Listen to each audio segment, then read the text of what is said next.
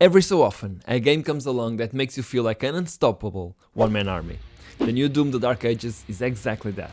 A prequel where you step into the boots of the Doom Slayer and literally tear through demons with a super shotgun and bone-crushing weapons, among other ones. But why is blasting demons so satisfying?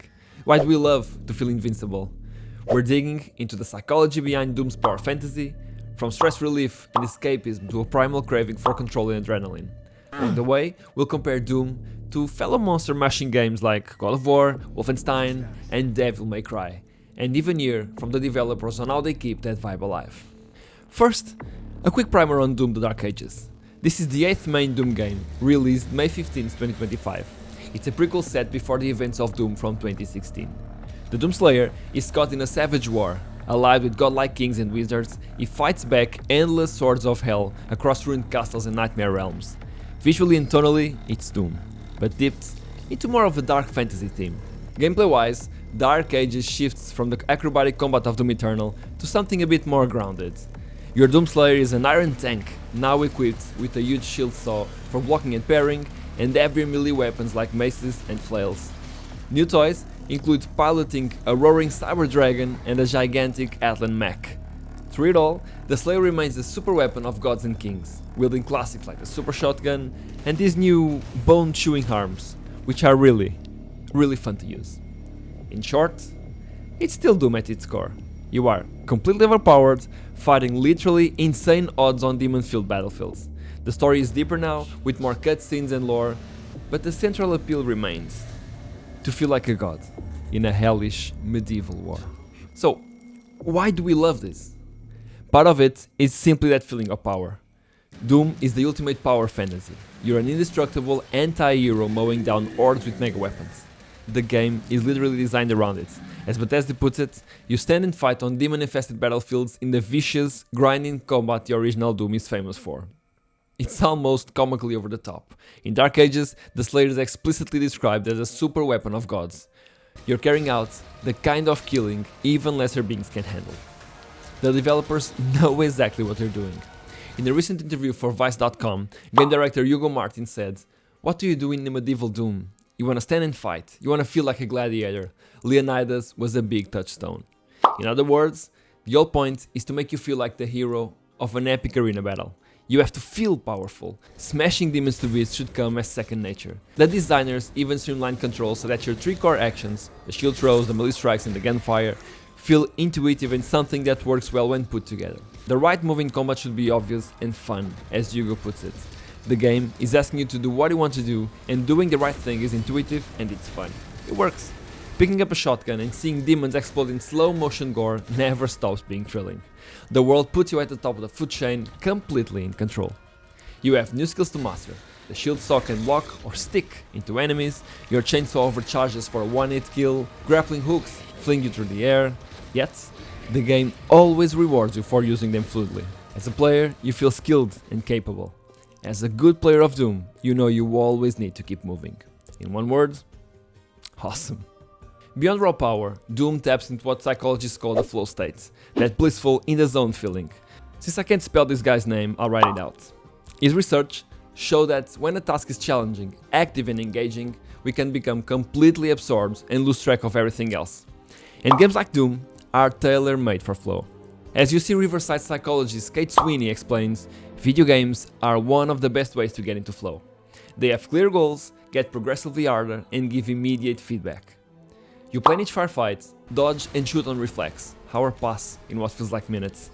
When you're in the flow state, you're so focused on a specific activity that it shuts off the stress. At least, that's what Sweeney says in her research. After playing Doom, The Dark Ages, real-world problems fade away. Those final papers, that work email or that problem you had last night, none of it matters when you're dodging demon fire and landing a chainsaw kills. In a UC study, students who were made to wait anxiously for news of something important actually felt less worried after playing a well-balanced game that induced that flow state. Similarly, another study found that people stuck in stressful isolation, like the pandemic lockdown we had a few years ago, reported feeling less depressed, less lonely, and generally better if they engage in flow activities like gaming. In other words, running and gunning through hell can be a powerful escape from real-life stress.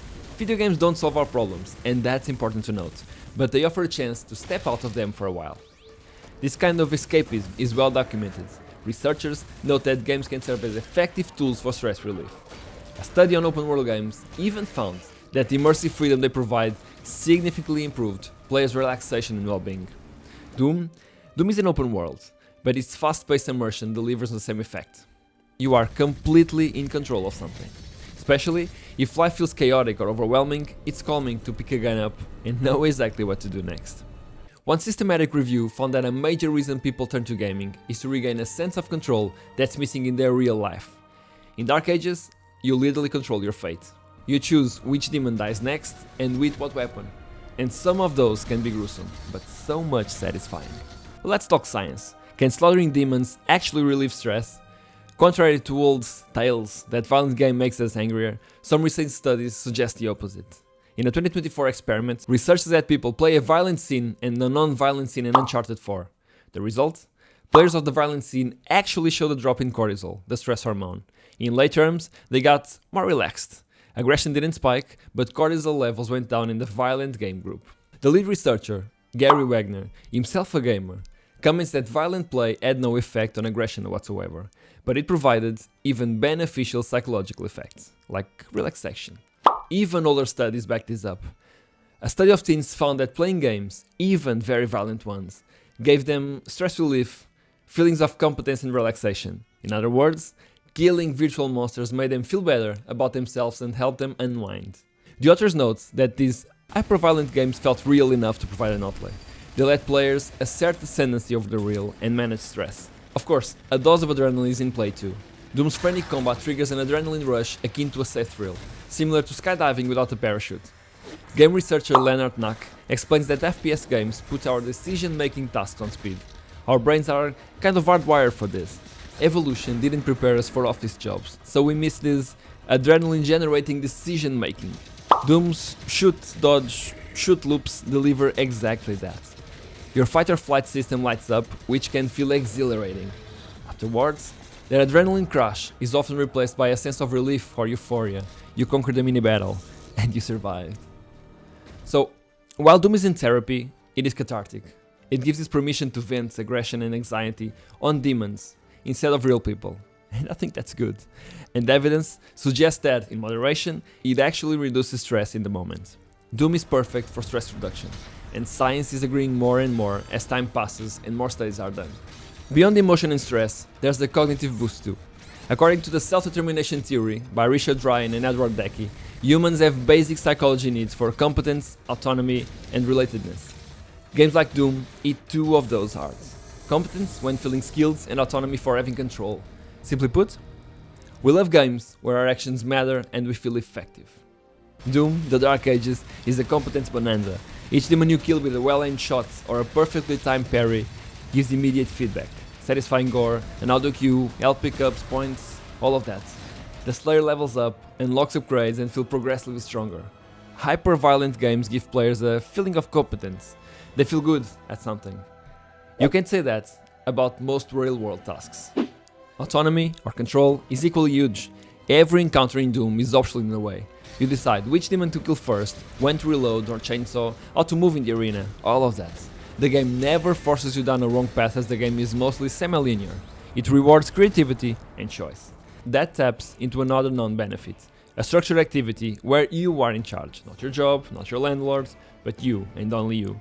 And that can be deeply satisfying. In fact, one study found that unemployed players often game to restore a sense of control they lack in real life. Doom hands you back that control in spades. So, the main takeaway? Doom makes you feel accomplished and in charge, which is fundamentally human. And it's not just Doom. This appeal shows up across gaming. Think God of War. You play as Kratos, a god slayer tearing through mystic beasts or titans. Or Devil May Cry, demon hunter Dante, leaps and gunslingers in slow motion bullet time, racking up combo points in gory splash. Or even Wolfenstein. You are BJ Blazkowicz, an unstoppable soldier gunning down Nazis with every overpowered weapon, from classic pipe bombs to miniguns. And what do these games share? Over-the-top strength and zero realistic consequences. You aren't a struggling foot soldier, you're a superhero. Research suggests that this kind of play is cathartic and thrilling.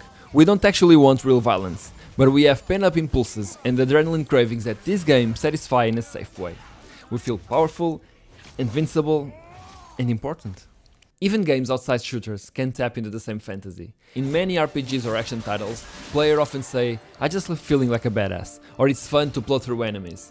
That rings true in Dark Ages. Every demon you demolish is proof of your might in the game. Importantly, these comparisons show that Doom isn't alone or inappropriate. It's part of a wider cultural outlay. Whether it's a Spartan with an axe or an American soldier in the 1960s, we seem drawn to pushing up at wicked foes.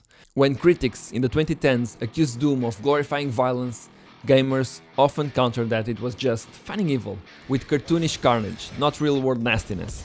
In any case, from a psychological standpoint, the positive side, the control, the flow, the stress relief, is increasingly recognized in studies. How does the Dark Ages change this formula? It doesn't dilute it, if anything, it layers on more. The core remains the Slayer's unmatched strength, but the tools and tone have evolved. Where modern Doom from 2016 and Eternal was about acrobatics and weapon switching, Dark Ages adds depth with melee flair and context-sensitive moves. The new shield saw is a great example. Instead of juggling a block button, you simply throw the shield, and depending what it hits, it behaves differently. It's still one button, but gives the satisfaction of a parry or environmental solution without complexity. As Hugo Martin explains, they stacked controls so that the depth of the game sits under 3 unified actions. The result? You get new strategic options like push, stun and ricochet without having to learn 10 different buttons. It feels even more intuitive, which means more flow and more power for you, since you spend less mental effort on controls and the new stuff feels spectacular.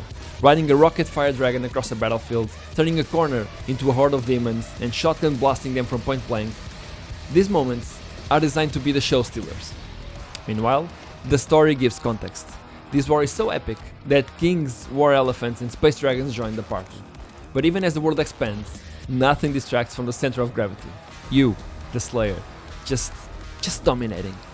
It's classic Doom fantasy, but in a new armor. So, what have we learned? Doom's appeal is no accident. It taps into multiple human needs and pleasures. The rush of skillful action, the relief of escapism, the satisfaction of being masterful and in control. Studies show that these aren't trivial. Violent gameplay can reduce stress hormones surprisingly. Immersion can give serious flow and relaxation. Feeling powerful and competent can boost self-esteem and mood. In short, games like Doom: The Dark Ages serve as a pressure valve for the modern psyche. When life feels mundane or stressful, stepping into the Slayer's super strong shoes is literally empowering. It's no wonder players emerge from a Doom session feeling pumped. You just spent an hour being a mythic hero, unchecked by anything but your skill. Of course, it's not real life, and the day after we still have to pay our bills, but that doesn't make it any less meaningful. The psychologist in us can appreciate that for a time. Doom mimics mastery. You wreck chaos, things get better, and you made it happen. It's a kind of narrative we all crave. Victory, survival, heroism, which reality so often denies. So, next time you load the Dark Ages, notice how it feels when you clear a room with one shotgun blast. That's more than pixels. It's a carefully crafted fantasy feeding something deep in us. In the end, Doom endures because, well, it's fun to be invincible. And hey, if you can't be a superhero at work, at least you can be one in hell.